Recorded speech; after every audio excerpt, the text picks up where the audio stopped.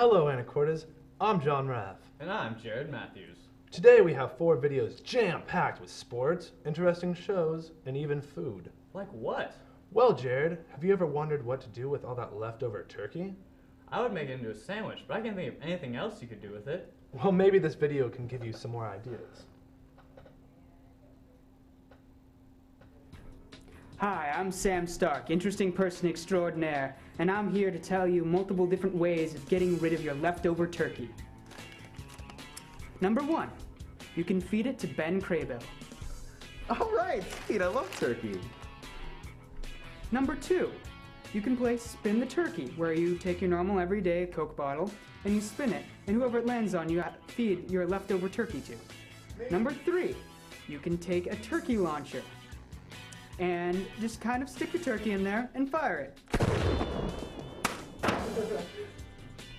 And 4, you can take your turkey and dip it in chocolate and then eat it. It should be absolutely delicious.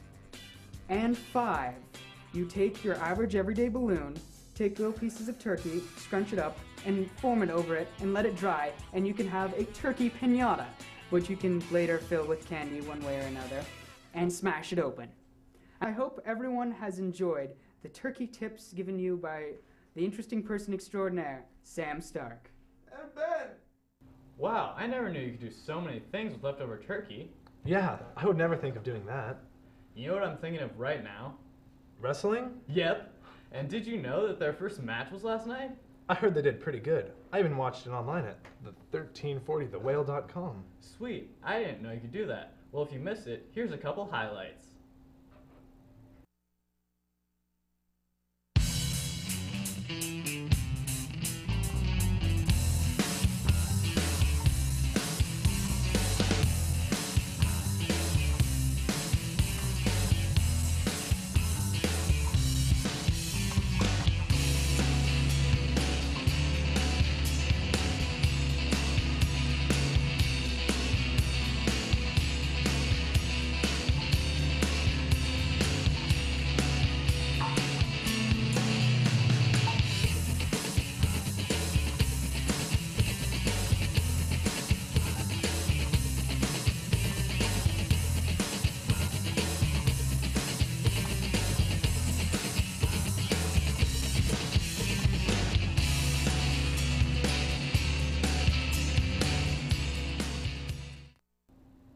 Hey Jared, if I asked you who was the most popular person in the world, what would you say? Probably Taylor Lautner from New Moon. That's right! And we all know that there are always 2 sides to a Twilight movie review, so there will be one saying what's good, And the other one saying what's bad. It's hard to classify the latest installment in the Twilight franchise. This movie isn't so much of a movie as a pop culture phenomenon. This movie has achieved phenomenon status via one thing and one thing only: shirtless men. Let me tell you quickly and bluntly, if you're not into men, this movie is not for you. For those of you not in the know, the story of Twilight is the story of a brooding young lass named Bella, who has this strange habit of falling in love with supernatural creatures. Unfortunately, if you're a fan of mummies, or Frankenstein, mermen, swamp monsters, or centaurs, those are nowhere to be found. Instead, the book is written about the now incredibly cliched battle between vampires and werewolves. Hooray for beating a dead horse with a stick! Now, as a sequel to the first Twilight movie, this movie suffers from sequel syndrome. It tries to be the glue that holds the series of books together. Now, this is where the movie starts to fall apart. The whole concept of the story this time around is that Edward, the series' vampiric heartthrob, has left for parts unknown to protect Bella. This, of course, ends up being quite possibly the most enjoyable aspect of the film. The fact that Robert Pattinson's atrocious glittering body is almost completely absent from the movie. So basically what you're going to be getting is 2 hours of lustful glances from Bella and Taylor Lautner at each other, and maybe a couple from Edward, but that's pretty much it. The majority of the film's 2-hour length is incredibly boring. For example, one of the scenes is a 5-minute panorama of Bella sitting in her room with time-lapse photography as the seasons go by. That's boring, and as a moviegoer, I don't want to see that. The last half hour of the film is where they try to fit all the excitement in.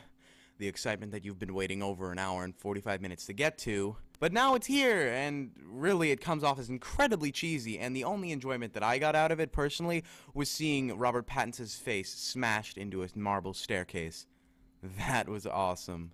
On the flip side, the movie's cinematography is very well done. It's very well shot, and the shots are, interesting, and basically, you're gonna like what you're watching, but not what you're hearing. The director did what he could with such a horrible screenplay. In conclusion, if you're not a teenage girl, I highly suggest you do not see this movie. If you're interested in seeing shirtless guys, sure. Other than that, you'll be bored by its incredibly long 2-hour length, and its final half hour is just the nail in its coffin. My note to the author of the Twilight franchise, all because your movies are about vampires doesn't mean you have to suck the life out of them. After Twilight, New Moon exceeds my expectations. New Moon, in all aspects, was a better movie. It utilized all the best parts in the book. And brings it to life on the big screen. True fans will love the movie. The special effects were amazing. And the music was emotionally uplifting. There's no comparison. If Twilight was a rotten vegetable, then New Moon is a steaming cinnamon roll. And Jacob, such a hottie. New Moon, you might want to go to the most popular show around Christmas time. What's that? Come on, John. Think of people prancing around in tights. We already watched the wrestling segment. No, think a little harder. Oh, the Nutcracker. 'Twas the night before Christmas, when all through the house not a creature was stirring, not even a ballerina. Coming soon to a theater near you, all of your favorite dancers in the Nutcracker.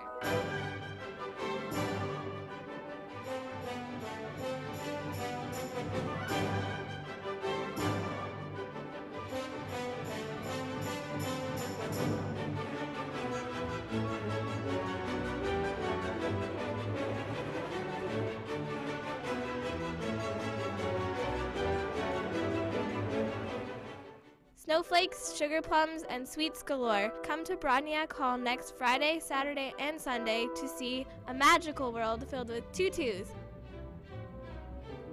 tights, action, romance, and glitter.